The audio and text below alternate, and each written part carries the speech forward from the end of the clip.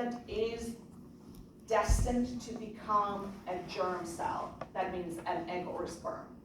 So germline means will become eggs and sperm with development. So stem cell and germline cell are not synonymous because the term stem cell can be used for a stem cell for any organ. A germline cell is a stem cell that will become egg or sperm, specifically. Okay. When a female fetus is developing inside of the uterus of their mother, there are cells that will undergo mitosis multiple times. And as they're undergoing mitosis, they will migrate, because at this point you don't actually have a full organ systems developed. You are still, as we will learn next week, in the process of kind of a salamander-looking fetal development. That's when the oogonia undergo mitosis, migrate from a certain area into where the ovaries will eventually develop. And this is done around, around 5th month of fetal development. At that point, there are 6 to 7 million total oogonia, meaning these stem cells. You do not need to remember these numbers. It's just impressive how that number is going to go down with each cycle of development. You don't need to know this. Okay. Before birth, the oogonia will begin meiosis 1.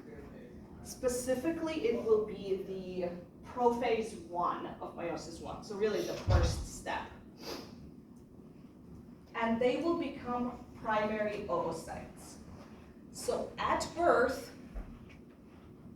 you're birthing a female baby. That baby now has a bunch of primary oocytes in their ovaries, and there are no more stem cells left, as far as we know.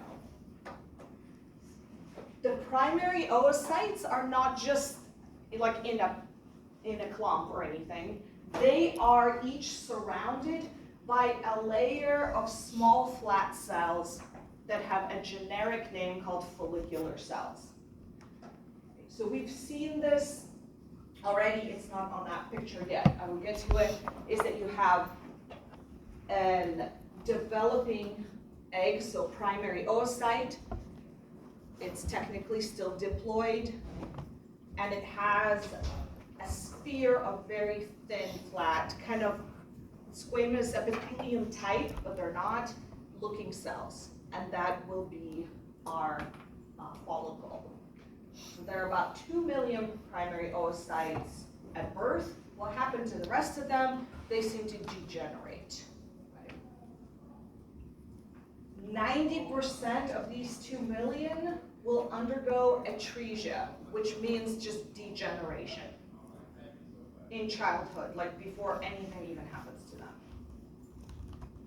I don't totally understand, I don't think anyone does, the evolutionary purpose of making so many.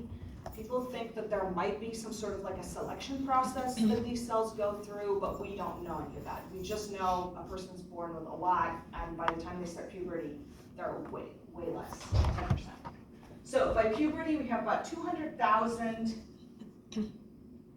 of these primary oocytes in follicles, but that's plenty, and we're not going to use we're not going to use all of those. Okay, so I want you to take 3 minutes to sit there and think to yourself, what kind of a multiple choice question can I possibly ask you based on the information in this slide? And then after about 2.5 minutes, I will ask you to just share what you think I may ask someone, or may ask you on the test, with your neighbor. You don't have to have possible answers, just a question. So just think through this slide, this information, come up with a potential question. You don't have to write it down, or you can.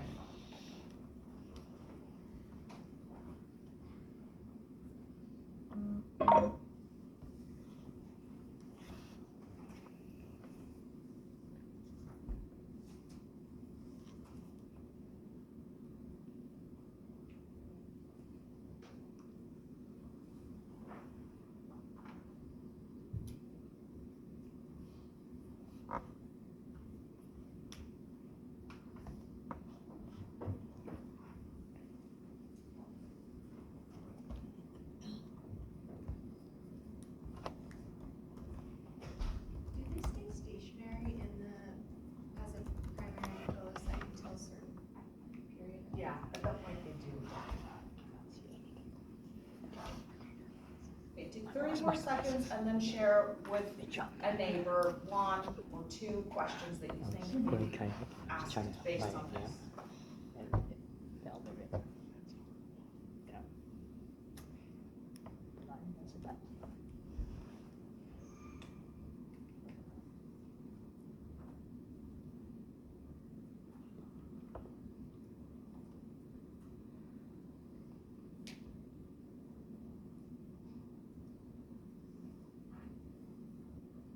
All right, find a person next to you, chat them up. What do you think?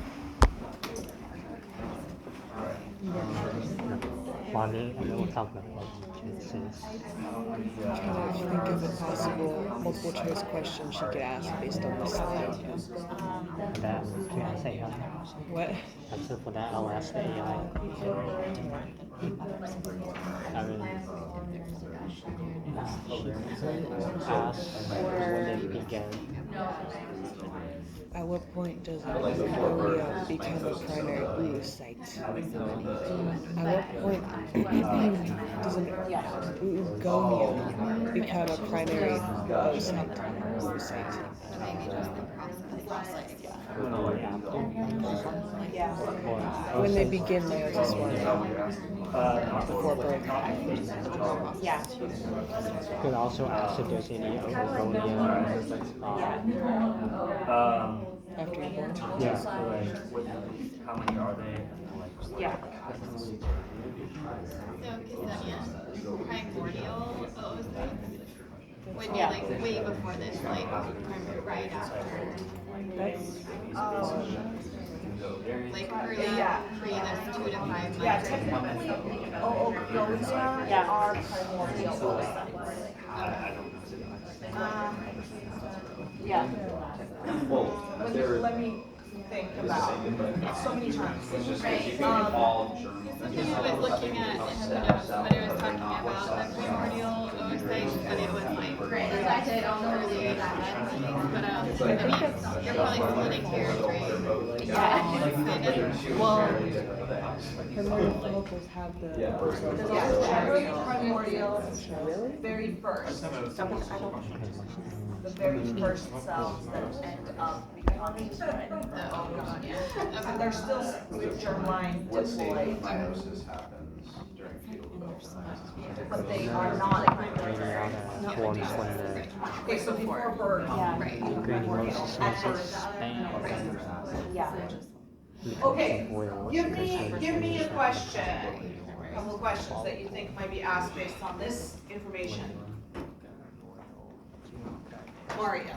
Something about like what phase are they arrested in, like during as primary oocytes or something? Okay, what is the phase of meiosis that the oocytes are arrested in when they are a primary oocyte? Or you have to what phase of division? Phase of division, phase of meiosis, yeah. Yeah, so what phase are they in? Prophase 1. That's the first of the nuclear division phases, right? What other question? Did you? How many oogonia are present at birth? How many oogonia present at birth? Yes, but I would probably only ask you that relative, like less than what we started with or something like that. I don't want you to have to worry about these numbers. I don't want you to have to memorize them. I just want you to be aware that it like decreases quite dramatically. It would just be 0, wouldn't it? What's that? No oogonia. Oh, you asked oogonia. Yeah. Okay, hey, you tricked me. Okay, yeah, how many oogonia are left? Right, there are no oogonia left at birth. Thanks, Brandon. I would have been like, yeah, I know the answer. What else? What kinds of cells surround the primary oocyte? Yeah, what kind of cells surround the primary oocyte? The terminology for this gets kind of annoying because the term follicular cells are going to be, that term is going to be used for all of the types of cells that are part of the follicle that are not the oocyte itself.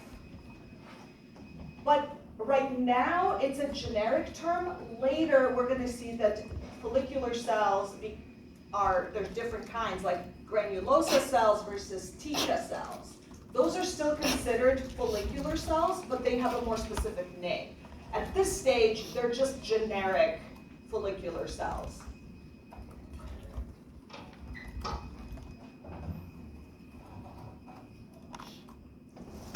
Okay, there can also be like, is primary oocyte